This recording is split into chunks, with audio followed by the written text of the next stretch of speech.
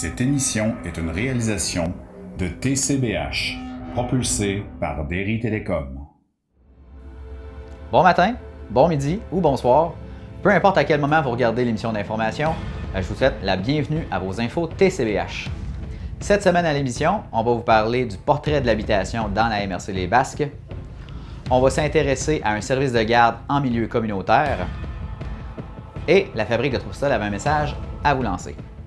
En rétrospective de l'été 2022, cette semaine, on va vous présenter en rafale plusieurs événements festifs qui ont eu lieu durant l'été, qui ne pouvaient pas s'attarder en tant que reportage individuel, mais dans lesquels on voulait vous présenter quand même plusieurs images. Mais avant tout, générique.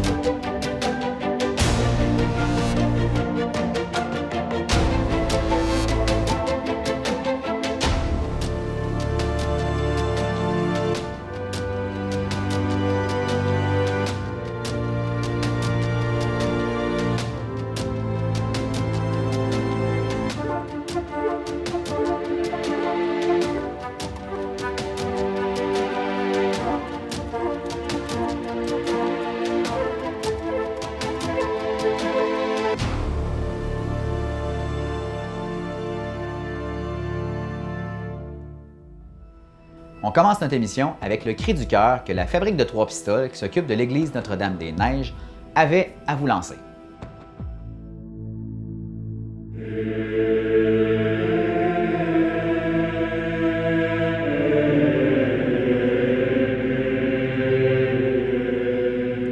Est-ce que certains parmi vous se sont déjà demandé qu'est-ce qui adviendrait de l'église Notre-Dame-des-Neiges et tout ce qui la concerne si jamais le conseil de fabrique était dissolu? Eh bien, c'est une réalité potentielle, malheureusement. Et pour parler de l'ampleur de la réalité, j'ai été rencontrer Mme Christine Dubé, qui est présidente du conseil de fabrique, et Marie-Christine Rioux, qui est vice-présidente. On est ici aujourd'hui parce qu'on veut sensibiliser les gens de Trois-Pistoles, de Notre-Dame-des-Neiges, des Basques, aux défis auxquels fait face la fabrique de Trois-Pistoles actuellement.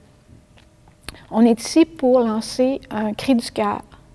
Je dirais même un cri de désespoir. La fabrique, présentement, est à l'agonie. Pourquoi? On a seulement 3 marqués, alors qu'on devrait en avoir 6 sur le conseil de la fabrique. De plus, le mandat de la présidente et mon mandat se terminent en janvier, puis jusqu'à maintenant, on n'a personne qui s'est présenté pour prendre la relève. Donc, on désespère parce que si la fabrique est dissoute, qu'est-ce qui va advenir de l'Église? Et là, j'aimerais qu'on regarde autour de nous, qu'on regarde cette Église-là qui est un trésor culturel. C'est une Église qui a été bâtie à l'origine pour être une cathédrale. On pensait que Trois-Pistoles serait plus gros que Rimouski, Rivière-du-Loup. Bon, l'histoire nous a appris que ça n'a pas été le cas, mais c'est un monument qui a été classé historique. C'est une église qui est exceptionnelle. Ce n'est pas quelque chose qu'on veut voir dépérir, qu'on veut voir dégénérer. On a besoin des gens pour venir nous aider à maintenir l'église, le presbytère, le cimetière. On a besoin de 3 sortes de personnes, dépendamment de l'engagement de chacun. Alors, on a au départ les bénévoles, je dirais, légers, les gens qui sont prêts à nous donner quelques heures par année, 1 ou 2 fois, venir nous aider à installer des tables, monter des salles, etc. On va les mettre dans une banque. Plus on va en avoir, moins souvent on va faire appel à eux. Ensuite, on a les bénévoles impliqués. ceux qui sont prêts à former des comités sous l'égide d'un marguillier. Alors, chaque marguillier va être en charge de certains dossiers et pour chacun des dossiers, on aimerait qu'il y ait un comité de bénévoles qui le soutiennent. Finalement, on a les administrateurs qui vont être les marguilliers, qui justement vont être chargés de dossiers et, on croise les doigts, épaulés par des comités. Donc, plus on va avoir de monde qui vont mettre la main à la pâte, plus la tâche de chacun va être légère. Et on va pouvoir continuer à faire notre travail, qui est de maintenir, de sauvegarder l'Église. Je dois dire également que les bénévoles peuvent venir de n'importe où. Les marguilliers, par contre, doivent être de Trois-Pistoles ou de Notre-Dame-des-Neiges. On est conscient que tout le monde a une vie, hein? Alors, les gens ont des enfants, des petits-enfants, ils ont des activités, tout ça. Et c'est pourquoi on se dit que ces gens-là peuvent être influenceurs dans leur famille et dans leur entourage et amener des gens de leur connaissance à donner leur nom, que ce soit comme bénévole léger ou bénévole impliqué, ou marguillier encore, ce qui serait le summum. Nous en appelons à l'appréciation populaire du travail de la fabrique. Si, dans l'éventualité d'une dissolution de la fabrique, qui pourrait s'occuper du cimetière? Hein? On sait que le cimetière, c'est là où reposent nos proches. Alors, c'est un des enjeux de la fabrique. Qui va s'occuper de l'installation du mobilier urbain dans le parc et qui va s'occuper aussi en grande partie de l'entretien du parc. C'est aussi un travail de la fabrique. Qui va s'occuper de l'entretien et de la sauvegarde des bâtiments patrimoniaux qui sont au cœur de la ville? Et je parle ici du presbytère et de l'église Notre-Dame-des-Neiges. Alors, la question qu'on pose ici à la fabrique, que laisserons-nous aux autres générations? Est-ce qu'on va laisser des bâtiments qui sont délabrés? Est-ce qu'on va laisser un parc qui va être désert parce que plus ou moins entretenu? Ce n'est pas notre vision à nous. La fabrique joue un rôle très important. L'implication des marguilliers, c'est surtout pour des tâches administratives. Alors, ce n'est pas un besoin ici d'assister aux messes dominicales. Ceci n'a pas vraiment un rapport. Alors, il y a plusieurs dossiers qui doivent être pris en charge, dont le financement, dont la restauration, dont les contrats, des appels d'offres et les contrats pour l'entretien, la surveillance des travaux. Alors, il y a vraiment une variété ici de tâches. Et si nous avons une équipe de 6 marguilliers qui est bien épaulée, bien soutenue par des comités de bénévoles, à ce moment-là, on peut garantir la sauvegarde de nos bâtiments et aussi l'offre de services. Plusieurs fabriques ont de la difficulté. Hein. Si vous regardez simplement dans la région de la MRC, regardez, l'église de Saint-Paul-de-la-Croix a été vendue parce que, justement, il y avait un problème de financement pour garder l'édifice. L'église de Saint-Éloi a beaucoup de difficultés. On ne peut pas réparer le clocher. Plusieurs églises ont décidé de céder l'église pour le transformer en salle communautaire. Or, l'enjeu ici pour Notre-Dame-des-Neiges, on ne peut pas la transformer, elle est classée, d'accord, site patrimonial. Alors, on ne peut pas, on doit la garder sous sa forme actuelle. Bien entendu, on peut accueillir des spectacles, il y a différents événements qu'on peut faire, mais on ne peut pas la transformer au même titre que certaines églises, par exemple Saint-Cyprien, par exemple Saint-Mathieu-de-Rioux, d'accord, qu'ils ont transformé en salle communautaire. Nous, on ne pourrait pas faire ça ici.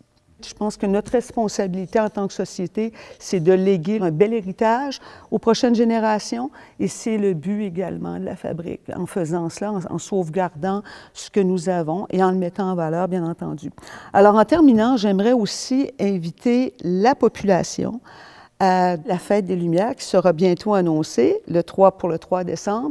Et nous, on vous offre un cadeau à la fabrique. On vous offre on vous offre une visite guidée, d'accord, pour montrer oui, on regarde l'église et on dit « Oh, c'est formidable », mais il y a toutes sortes de petits trésors que la population ne connaît pas. Alors, nous, on vous invite à venir. Vous pouvez faire une contribution si vous voulez, mais c'est gratuit.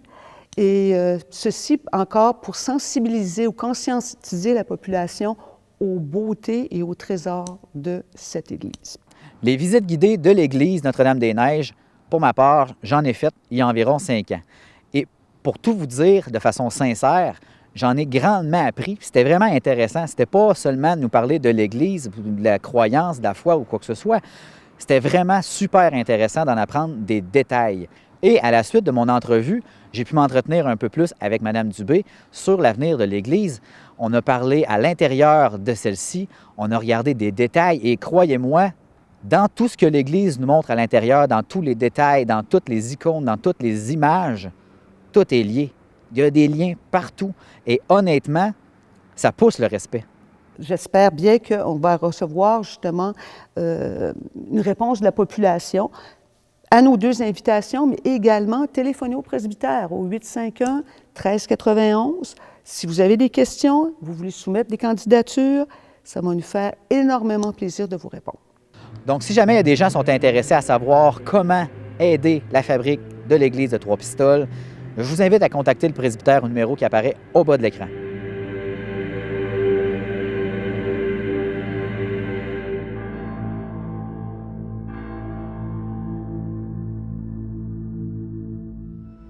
Maintenant, on vous présente un service de garde en communauté. Et pour nous en parler, on rencontre Laurie Vaillancourt, qui est directrice générale du CPE La Baleine Bricoleuse.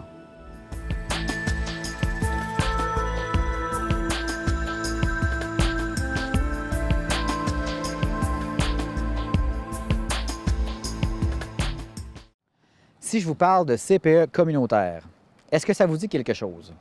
Eh bien, c'est un projet qui va se réaliser sous peu. Et pour m'en parler, j'ai été rencontrer Laurie Vaillancourt, qui est la directrice générale du CPE La Baleine Bricoleuse. En fait, c'est un projet pilote en communauté. C'est un service de garde du même type un peu qu'en milieu familial. C'est un peu un hybride entre un CPE et un milieu familial. Fait que ça ne s'appellera pas un CPE. C'est vraiment un projet pilote en communauté.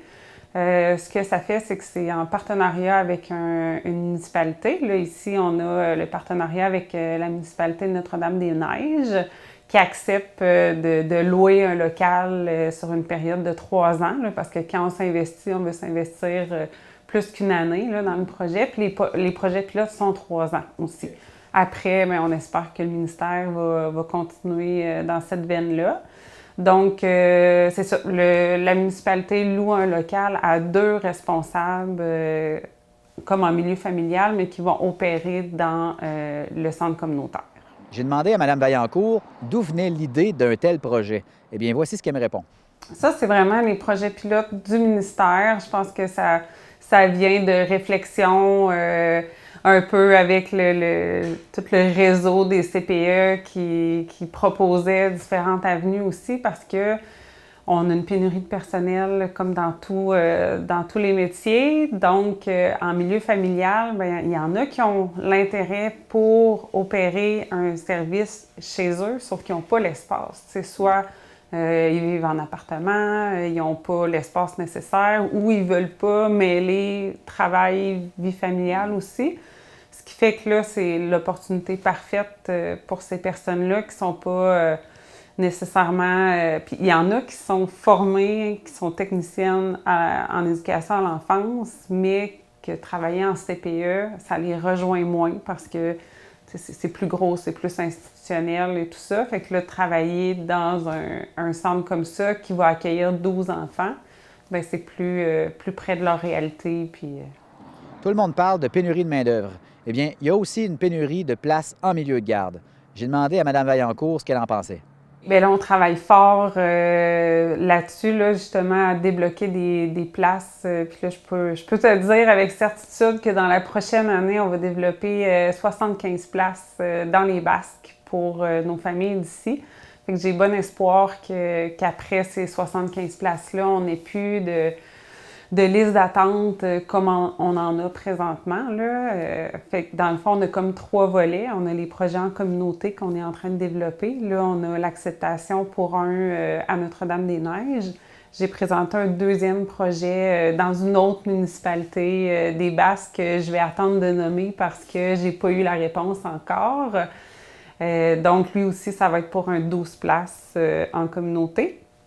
On est en train de reconnaître 5 nouveaux milieux familiales aussi.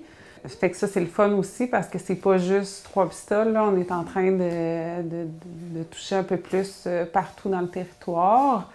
Puis la grosse nouvelle aussi, c'est l'agrandissement de notre CPE. Là, présentement, depuis de nombreuses années, on accueille 39 enfants ici à l'installation. Là, on va monter à 60 enfants, ce qui fait qu'on va pouvoir ouvrir 3 groupes supplémentaires. On va avoir une pouponnière double. Là, présentement, on a 5 poupons. On va pouvoir en avoir 10. Puis 2 groupes de 8, chacun en multi-âge, qu'on va pouvoir ouvrir aussi. La réalisation de ce projet-là est aussi rendue possible grâce aux allègements des normes du ministère. J'ai demandé à Mme Vaillancourt de m'en parler un peu plus. Il y a vraiment un allègement qui fait du bien, là, justement. Là, quand je disais que c'était un peu un hybride entre un CPE puis un milieu familial, c'est que les normes exigées sont plus en lien avec le milieu familial qu'avec l'installation. Tu sais, l'installation, là, c'est tant de mètres carrés par enfant, la luminosité, le nombre de fenêtres. Tu sais, il y a beaucoup de normes là, par rapport à une installation, mais là, en communauté, on se réfère vraiment aux normes du milieu familial. Fait que, tu sais, c'est principalement qu'il n'y ait pas de dangerosité pour l'enfant. Fait que s'il y a des escaliers à barrer ou que les déplacements restent sécuritaires, c'est de barrer les médicaments, les produits toxiques. Fait que c'est des choses de base qui sont plus faciles à mettre en place puis à apporter les modifications nécessaires. La seule contrainte qui est plus grande là, en communauté, c'est d'avoir une salle de bain qui soit uniquement à usage du service de garde. Okay. Fait que c'est ce qui nous a bloqués dans certaines municipalités, comme par exemple à Saint-Jean-de-Dieu, il y avait vraiment une ouverture, ils étaient prêts à nous offrir une salle dans leur bureau municipal qui était au sous-sol, c'était grand, c'était parfait. Tu sais, on avait la collaboration de la municipalité, ils étaient vraiment ouverts au projet, mais comme ils ont une salle de bain pour tout le bureau municipal, ça fait que les employés des bureaux puis tout ça utilisaient la même salle de bain, puis là, c'est là que le projet s'est arrêté là, parce que ça, c'est une des grosses conditions. Là. Mme Vaillancourt m'a parlé de près de locaux, entre autres de la municipalité de Notre-Dame-des-Neiges. Eh bien, je me suis questionné à savoir si des installations permanentes de modules de jeu, par exemple, étaient possibles.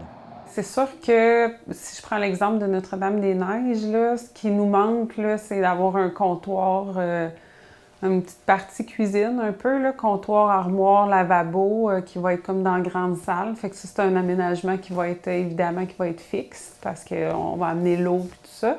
Mais le reste, c'est toutes des choses qui, tu sais, on ne construira pas de mur, là, pour avoir des séparations et tout ça. Ça va vraiment être le matériel qu'on va mettre dans la salle. Là. Tu sais, des chaises, tables à la hauteur des enfants. Tu sais, c'est plus de l'ameublement qu'on va rentrer dans le local. Puis on va essayer quand même de faire des coins divisés aussi. Puis c'est un coin dodo, un coin plus repas, tout ça, mais sans nécessairement mettre de cloison. Là.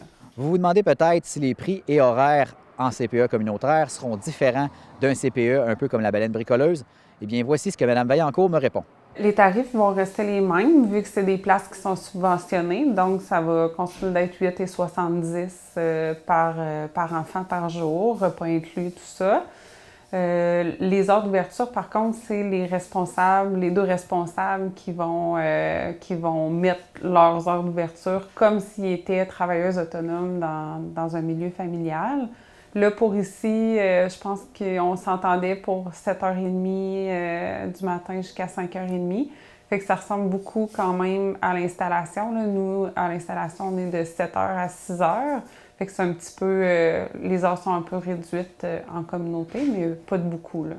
L'ouverture de ces places en milieu de garde arrive bientôt. Et il y a des priorités pour certaines familles. Voici ce qu'on en apprend. Bien, étant donné que c'est la municipalité qui offre un local, qui s'investit comme partenaire dans le projet, c'est sûr qu'eux, ils veulent qu'on mette une priorité pour les familles de Notre-Dame-des-Neiges. Fait qu'il y a comme une proportion, là, on se donnait jusqu'au 1er novembre pour les familles qui veulent s'inscrire sur la liste. On en a déjà une bonne liste. D'après moi, on va être pas mal capable de remplir nos 12 places avec des enfants de Notre-Dame-des-Neiges. Sinon, la priorité numéro 2, c'est les Basques. Priorité numéro 3, là, on tombe dans les municipalités limitrophes, là. Pour terminer, j'ai demandé à Mme Vaillancourt ce qu'elle espérait pour le début de ce service. J'espère que tout va bien fonctionner, c'est sûr, mais je suis pas inquiète pour remplir les places. C'est déjà, comme on a déjà une liste d'à peu près 30 enfants là, qui ont appelé, que les parents ont appelé pour inscrire, fait que ça m'inquiète pas. On a déjà trouvé nos responsables, ça c'est un défi. De trouver les personnes qui vont travailler dans ce service de garde-là. C'est fait, on est en train de finaliser leur reconnaissance. Puis après ça, ben, on espère juste que ça fonctionne bien puis que le partenariat reste longtemps aussi puis que le ministère arrête pas les projets dans 3 ans, ce qui serait quand même étonnant parce que présentement, je crois qu'il y a au-dessus de 80 projets en communauté là, dans le Québec qui ont vu le jour, puis c'est appelé à augmenter, là. Fait que ce serait assez étonnant que dans 3 ans, le ministère mette la hache dans tout ça. Alors, pour les intéressés, on vous invite à rejoindre rapidement la baleine bricoleuse.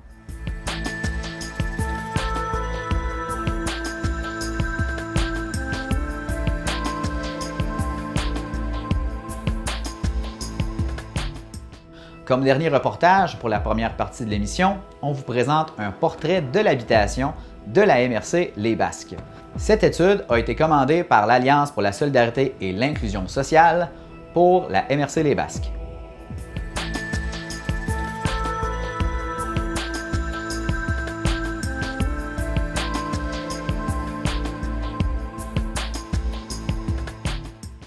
Le 18 octobre dernier, j'ai pu assister au point de presse de l'Alliance pour la solidarité et l'inclusion sociale en partenariat avec la MRC Les Basques à la salle des Chevaliers de Colomb pour nous parler du portrait global de l'habitation dans la MRC Les Basques.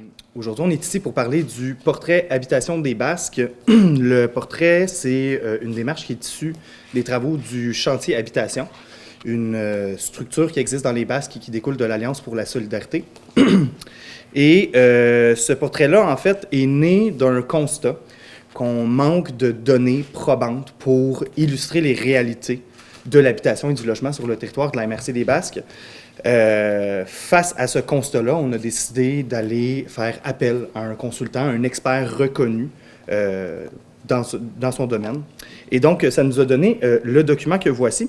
Ceci est une version synthèse d'un document beaucoup plus volumineux, qui fait environ 120 pages, que vous pourrez trouver là, en ligne sur le site web de la MRC, devrait être mise en ligne, si ce n'est déjà fait, là, très prochainement. Ce qu'on se rend compte sur notre territoire, c'est qu'il y a des particularités. Sans grande surprise, on se rend compte qu'on a une population qui est plus âgée que la moyenne du Bas-Saint-Laurent et que la moyenne québécoise. On se rend compte aussi, en parallèle, qu'on a moins de familles, et moins de familles avec enfants, avec jeunes enfants. On a également beaucoup plus de personnes seules. Quand on parle de personnes seules sur le territoire de la MRC des Basques, pour vous donner un exemple, on parle d'environ 36 % de la population, dans un contexte où on nous dit que le logement, l'habitation en général, est plus grande que pour le restant du Québec. C'est-à-dire qu'il y a beaucoup de personnes qui habitent des très grands logements sur le territoire des Basques. On peut notamment penser à des personnes aînées seules qui habitent dans des maisons. On se rend également compte au niveau sociodémographique qu'on a moins d'immigrants, moins de personnes immigrantes sur notre territoire, mais c'est une tendance qui est à la hausse ces dernières années, notamment en raison du contexte pandémique. Un autre élément très, très fort de ce portrait des données sociodémographiques, c'est au niveau du revenu. On se rend compte qu'il y a des revenus beaucoup plus faibles de la population sur le territoire des Basques, ce qui explique un rapport différent à l'habitation, au logement. Et donc, quand on parle d'abordabilité du logement, on se rend compte que c'est très, très, très important pour répondre aux réalités économiques de notre population. On se rend aussi compte au niveau de l'état du logement, à travers ce portrait-là, qu'il y a plus de la moitié du parc immobilier du territoire de la MRC des Basques qui a été construit avant 1960 et dont une bonne partie a des besoins urgents ou importants en matière de rénovation pour en assurer la qualité. Donc, on peut penser à toute forme de logement, à la fois des logements des maisons privées ou des logements locatifs. Un autre élément au niveau qui se démarque du portrait, puis moi je me rappelle quand on a eu les premières rencontres avec le consultant, ça m'avait quand même plutôt marqué. On entendait beaucoup parler de l'ébullition, de l'effervescence sur le marché immobilier, mais ce que M. Gaudreault est en mesure de démontrer à travers ses enquêtes, c'est qu'il y a eu une augmentation de 63% du coût de l'immobilier au niveau des transactions immobilières entre 2016 et 2021 sur le territoire des Basques. On ne peut pas affirmer que les revenus ont suivi de la même manière sur le territoire de notre MRC. Donc, on voit qu'il y a une distance qui se fait, qui s'opère entre les personnes et l'accessibilité au logement. Et on en comprend donc que ça a des répercussions à la fois sur les personnes les plus précaires, les plus pauvres de notre société, mais aussi maintenant sur des personnes qui vivent ou qui sont issues de la classe moyenne. Donc, à la toute fin du document, parce que je ne veux pas vous faire un résumé de tous les points, ce serait très lourd, je vous invite à en prendre connaissance. À la toute fin, vous allez découvrir une série de propositions qui sont à définir avec le milieu pour préserver et maintenir l'état du parc locatif sur le territoire de la MRC des Basques, mais aussi pour favoriser le développement de nouvelles initiatives et leur financement sur notre territoire. On a bon espoir que ça puisse inspirer des nouvelles actions pour les prochaines années. Bien évidemment, il y en a une bonne partie de ça qui est entre les mains de la communauté et de divers partenaires de notre milieu. Mais moi, j'ai confiance qu'on vient de franchir une très belle étape avec la réalisation de ce portrait. La concertation de tous nos partenaires a permis qu'on réussisse à se donner un portrait qui nous ressemble beaucoup plus que ce qu'on entend dans les médias généralement, parce que les statistiques au Bas-Saint-Laurent sont noyautées par les deux grands pôles, là, Rivière-du-Loup et Rimouski, puis nous, on passe toujours dans la moyenne. Dans les Basques, on ne fait pas d'apport. Les Basques, c'est comme la moyenne du Bas-Saint-Laurent. Mais ce document-là vient préciser quelle est la situation comme telle dans les Basques. Vous ne retrouverez pas de taux d'inoccupation, là, parce que ça n'a pas été calculé, mais vous n'avez qu'à faire les rues pour chercher un logement à louer. Cherchez-en des logements à louer dans les Basques, vous n'en trouverez pas, ou à peu près pas, ou ceux qui restent sont soit insalubres, soit désuets et demandent beaucoup de rénovation. Le document original de 100 quelques pages que Guillaume nous parlait tantôt, vous pouvez le consulter si vous voulez, il est disponible, sauf qu'il y a plein de statistiques puis de comparaisons avec le Québec, avec le Bas-Saint-Laurent, avec ci, avec ça, qui fait que ça noie un peu l'information. Ce document-là représente, je vous dirais, les principales recommandations qui sont sorties ou les grandes lignes qui sont sorties de l'étude du consultant. C'est important pour nous, ce document-là, c'est important. Il va être présenté à tous les conseils municipaux de la MRC, au conseil de la MRC, bien sûr, et il est disponible pour les promoteurs parce que, historiquement, l'hébergement, c'est du niveau du privé. Je pense que, puis Guillaume nous en a laissé miroiter des bribes tantôt, dans les Basques, l'âge moyen, le niveau de richesse fait que la promotion privée est difficile, est très difficile. Le revenu moyen des gens ne permet pas qu'on puisse construire des logements neufs à grande profusion pour combler le besoin comme tel. Fait qu'il faut trouver de nouvelles façons.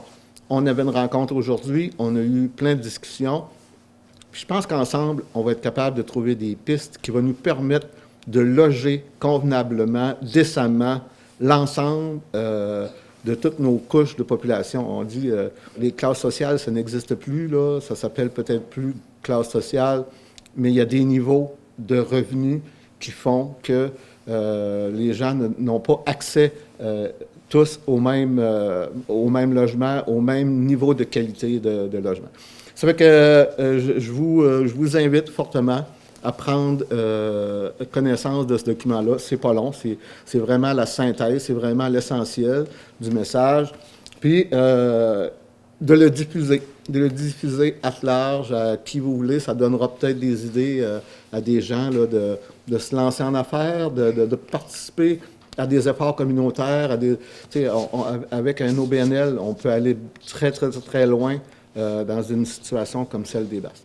À la suite de cette présentation, j'ai pu m'entretenir avec M. Philippe Gilbert, le maire de la ville de Trois-Pistoles, pour qu'il me parle de ses impressions par rapport au portrait du logement dans la MRC Les Basques. En fait, c'est des choses on constatait déjà quand même, comme l'a dit Bertin tout à l'heure, c'est des choses qu'on se rendait compte.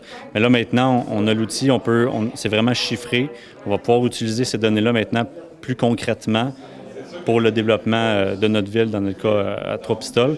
Fait que là, c'est des choses sur lesquelles, justement, on va pouvoir se pencher. Il y a des recommandations dans le document, puis on va les analyser certainement avec grande attention. Par la suite, j'ai pu m'entretenir avec M. Bertin Denis, le préfet de la MRC des Basques, pour lui demander ce que ce document-là était comme apport à la MRC et aux municipalités de la MRC des Basques. Ça va apporter surtout à nos conseils municipaux d'une part et aux promoteurs, parce que l'hébergement, là, historiquement, là, c'est dévolu à l'entreprise privée. Bon, là, on constate qu'il y a de faibles investissements de l'entreprise privée dans le logement. Là, on en a déterminé les causes. Ça va leur permettre, je pense, de s'ajuster à la situation. Dans un deuxième temps, le logement social, ça, c'est dévolu généralement au milieu municipal. Il y a des OMH, là, des organismes municipaux d'habitation, qui s'occupent de ça. Je pense que ça va préciser les choses, ça va leur permettre de réclamer ce dont ils ont besoin, ce dont ils manquent. Et finalement, il reste le logement abordable. Puis là, on a commencé à en discuter là, lors de notre rencontre. Je pense que le privé ne veut pas aller là-dedans parce que les subventions leur exigent beaucoup trop de paperasse. Je pense qu'un OBNL qui n'a pas d'obligation de créer du revenu peut utiliser son argent pour engager quelqu'un qui va s'occuper de la paperasse. Une subvention du gouvernement du Québec, là, ça crée de la paperasse épouvantable parce qu'ils veulent s'assurer que tu n'abuseras pas du coût du loyer parce qu'eux n'en paient une partie. Eux, leur subvention sert à s'assurer que le coût du loyer va rester raisonnablement, va rester abordable. Fait que c'est de la paperasse, ça, vérifier ça, là. Vérifier, je te dirais, le revenu des gens, faire un rapport à chaque année au gouvernement. Bon, je pense que la solution peut passer par là. Mais tout ça, je te le dis, c'est en discussion, mais je pense que ce document-là nous a donné des pistes pour les trois grands thèmes là, de sorte d'habitation. M. Denis connaît très bien le dossier de l'habitation, du logement dans la MRC des Basques, puisqu'il y est déjà depuis plusieurs années. Donc, je lui ai demandé si on mettait toutes les statistiques de ce document-là à part, qu'est-ce que lui pouvait m'en dire du portrait de l'habitation? On a réalisé là, ce portrait-là parce qu'on constatait bien que les statistiques sur lesquelles les financiers se basent, sur lesquelles les décideurs se basent, noyaient notre région dans des statistiques qui ne se collaient pas réellement à nous parce que c'était noyauté par Rivière-du-Loup et Rimouski. C'est les deux villes de plus de 10 000 habitants qui fournissent les statistiques. Ça fait que nous, on constatait bien là, que ce qu'on voyait dans les données, c'était pas réel. Ça ne collait pas nécessairement à notre milieu.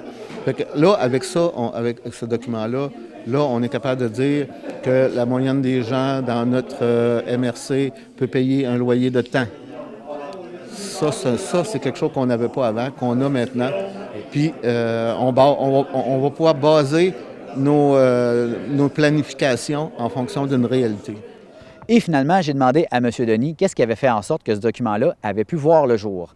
Voici sa réponse. C'est arrivé avec l'Alliance. L'Alliance pour la solidarité, c'est un programme gouvernemental qui finance, je te dirais, toutes sortes de projets concertés entre plusieurs organismes pour des thèmes comme l'habitation, comme l'alimentation, puis bien sûr le logement.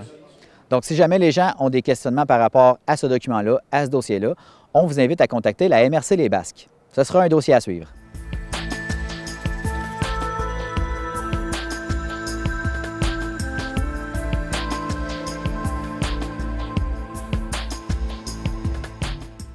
On prend une pause publicitaire et au retour, on vous présente en rafale plusieurs événements festifs de l'été 2022.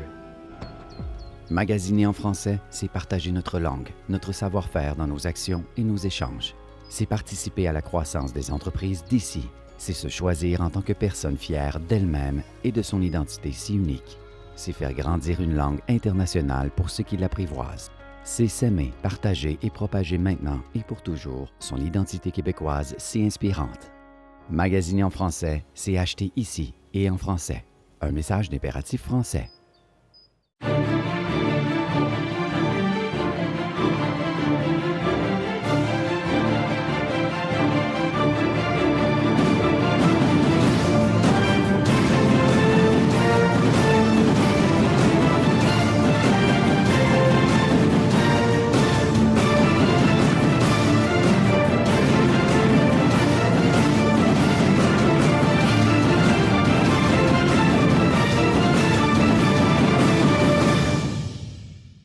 Vous prenez soin d'une personne de votre entourage à temps plein?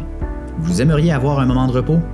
Le Capab dispose maintenant d'un endroit chaleureux pour accueillir votre personne aidée pendant quelques heures ou quelques jours. L'appartement est situé à l'intérieur de la résidence Montchez-nous de Saint-Éloi et les coûts sont de 25 $ par jour, incluant les 3 repas et l'assistance d'une préposée qualifiée du Capab durant toute la durée du séjour. Pour en savoir plus, composez le 418 851 4040. On est de retour.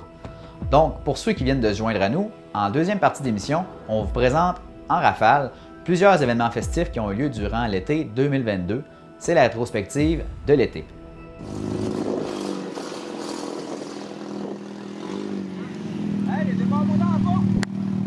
Le 18 juin, derrière le complexe Louis-Santerre, c'était le grand retour de l'autocross de Saint-Cyprien. C'était une présentation d'usinage Jérôme Lebel.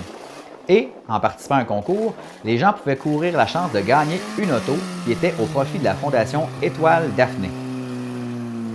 Cet événement était une collaboration de Julien Lebel, Pièces d'auto.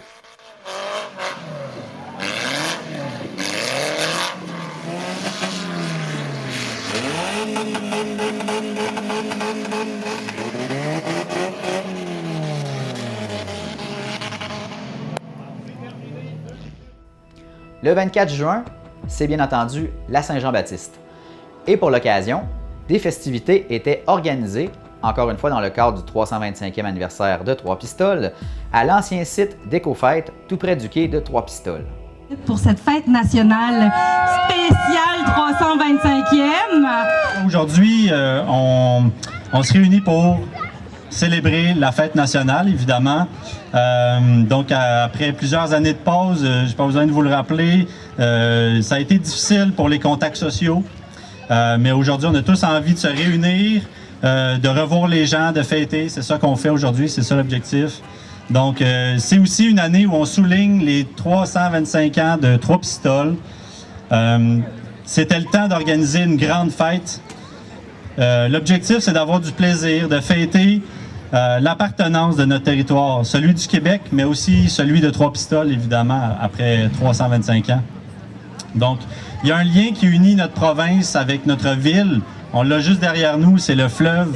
C'est le fleuve Saint-Laurent. C'est un des symboles qui caractérise notre territoire. C'est pas rien. C'est le fleuve, par le fleuve que les premiers occupants de Trois-Pistoles sont arrivés. Et aujourd'hui, nous sommes encore. Ce fleuve fait partie intégrante de notre identité, de notre fierté pistoloise et québécoise. Donc, profitons de cette journée pour refaire le plein de jasettes, le plein de sourires, même de mémérage, parce que vous savez qu'on est reconnu aussi pour ça à Trois-Pistoles. C'est ça qui nous unit. Vous avez même le droit de chialer, hein, le coupage de gazon, le balayage des rues. Vous avez le droit de faire ça aujourd'hui, c'est le temps. Mais en tout cas, vous ne pourrez plus chialer qu'on ne fait pas la Saint-Jean à Trois-Pistoles, ça c'est définitif. Après plusieurs années de pause, maintenant on le fait. Donc, merci à tout le monde d'être ici. J'ai plusieurs remerciements à faire aussi. Donc, la Société nationale de l'Est du Québec, pour la contribution financière, c'était très important. C'est une grande contribution qui nous permet de célébrer aujourd'hui. Merci à la Maison de la famille des Basques pour les activités, d'être ici. Merci à tout le monde qui a participé pour l'animation. Merci à la table d'action communautaire autonome, la TACA, pour la présence de la Basque Mobile qui était là aujourd'hui. Merci à toutes celles et ceux qui ont participé là, pour ces activités-là, pour l'animation. Merci à DJ Tropic pour l'ambiance musicale. Merci, c'était très apprécié. Merci à toute l'équipe de la ville pour l'organisation et puis pour la préparation de l'emplacement. C'est un super beau site qu'on a aujourd'hui. Tous les membres de la ville, tous les employés de la ville ont contribué. C'était très important. Merci beaucoup. Et finalement, un grand merci aux pompiers qui sont là aujourd'hui, qui vont en toute sécurité, je tiens à le dire, mettre le feu dans la place ce soir, juste après les autres discours. Merci tout le monde, puis bonne fête nationale.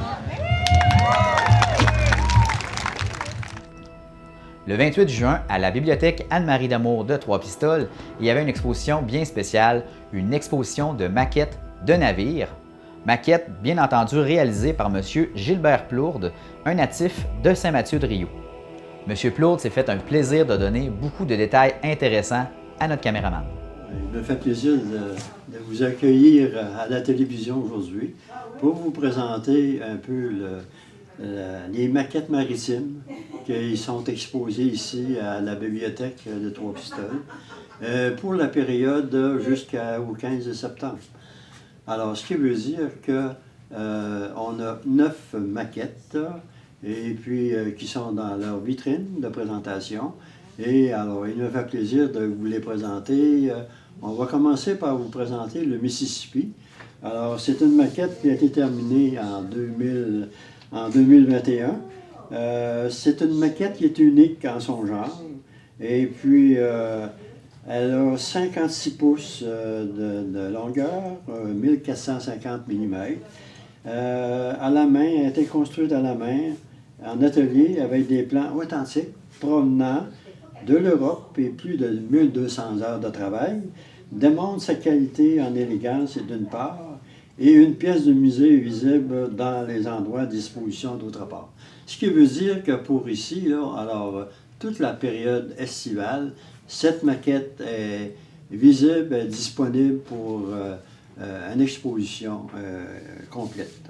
Alors ici, nous avons la maquette La licorne de Tintin. La licorne de Tintin, c'est bien sûr que c'est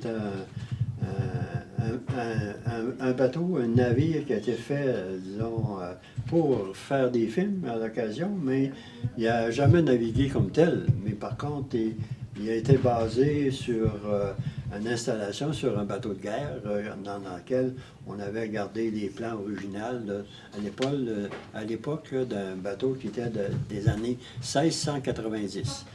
Alors, pour dire que celui-ci est un petit peu plus compliqué dans le sens qu'il y a 1600 heures de travail. Et puis, l'avantage de celui-ci, c'est qu'on peut le voir sur Internet. En le voyant sur Internet à bateaumodèle.com, ça vous permet de voir toutes les étapes de la construction à partir du début, aller jusqu'à la fin. Alors, celui-ci, c'est le Blue Nose 1. Disons qu'on parle de 1921. Le Blue Nose 1, disons, allait jusqu'à 1963. Il a été refait et remplacé par le Blue Nose 2. Et le Blue Nose 2, avec le temps, en 2012, il a été question de tout le refaire au complet. Et donc, c'est une nouvelle génération.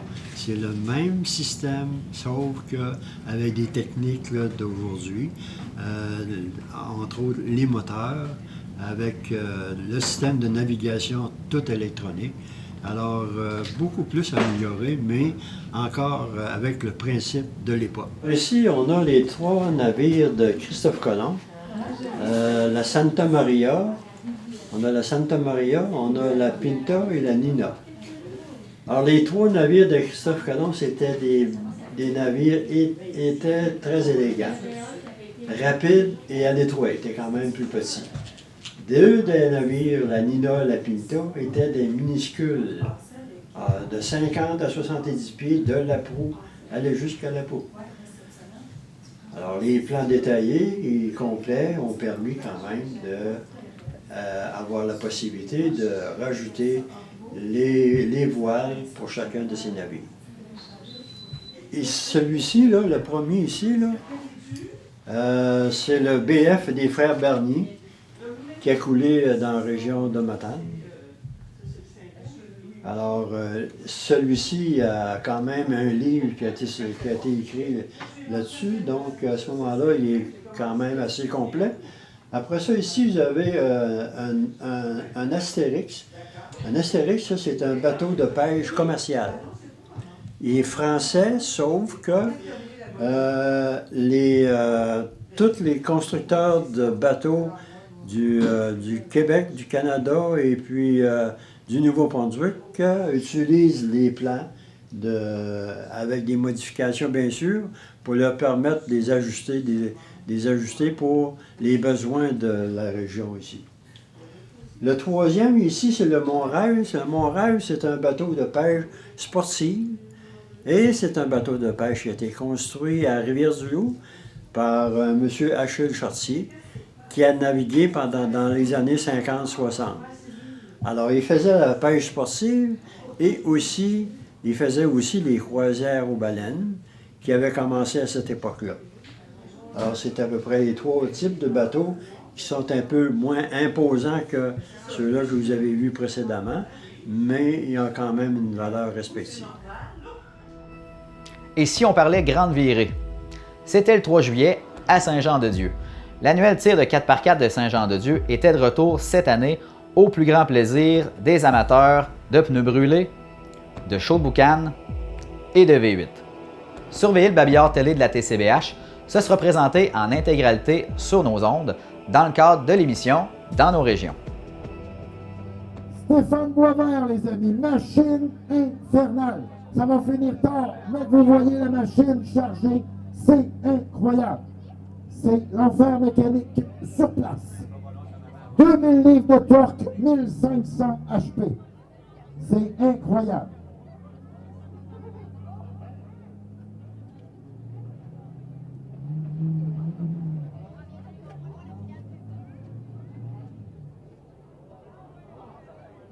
On dirait qu'il a passé une crotte de nez dans le différentiel d'Afrique et pattes de gazelle.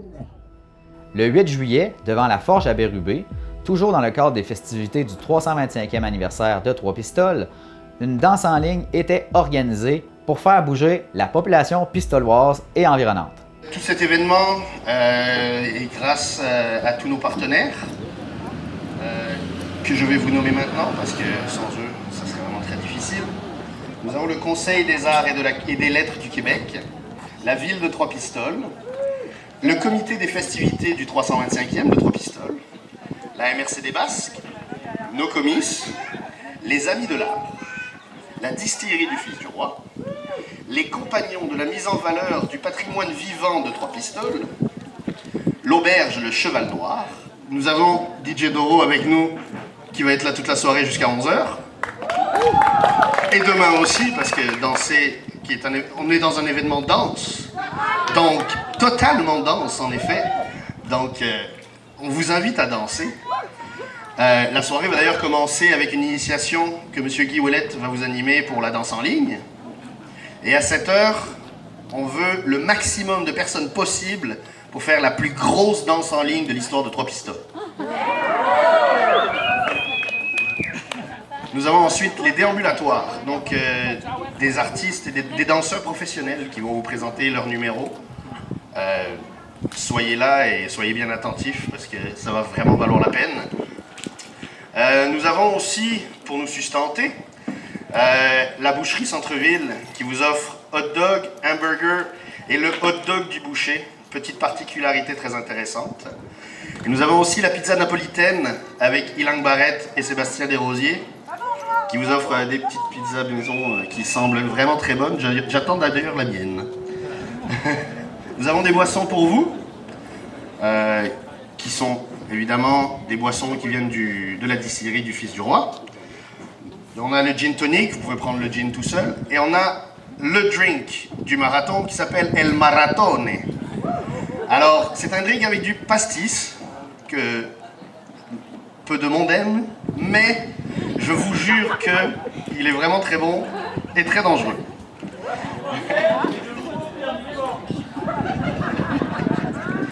Vous voyez, je ne suis pas tout seul à le dire. On termine ce florilège d'événements estivaux avec le 28 juillet lors du Riverain de Saint-Mathieu. En effet, notre caméraman a pu aller filmer le duo Luc Caron et Marc Bélanger. Bien entendu, on reconnaît Luc Caron, notre caméraman et reporter, qui était en spectacle au Festival du Riverain, accompagnant Marc Bélanger, bien connu également dans les festivités de la région. On vous laisse pour le reste de l'émission sur un extrait de leur spectacle.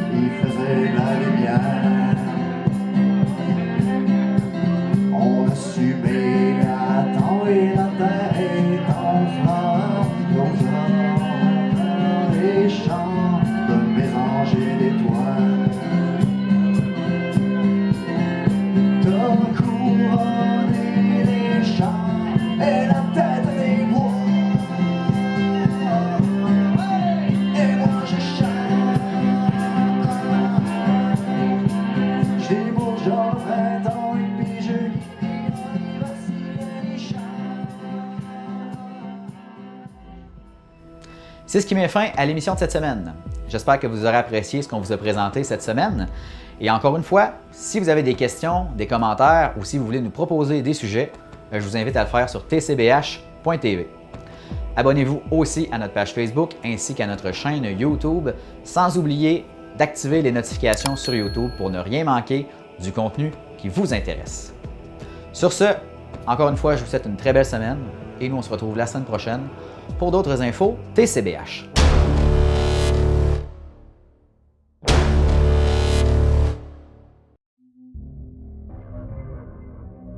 Cette émission est une réalisation de TCBH, propulsée par Derry Télécom.